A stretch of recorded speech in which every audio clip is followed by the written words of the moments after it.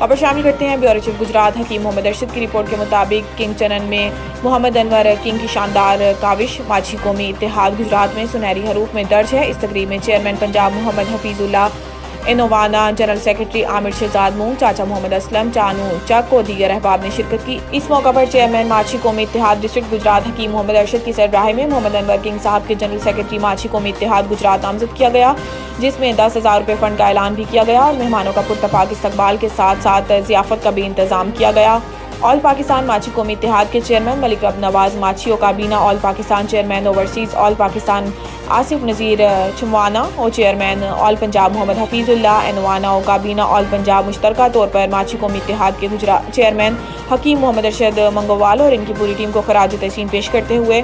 और खसूसी तौर पर किंग चनन में कामयाब मीटिंग करवाने पर मोहम्मद अनवर किंग को मुबारकबाद पेश करते हैं। Information secretary all Punjab all Pakistan Abbas Anjum.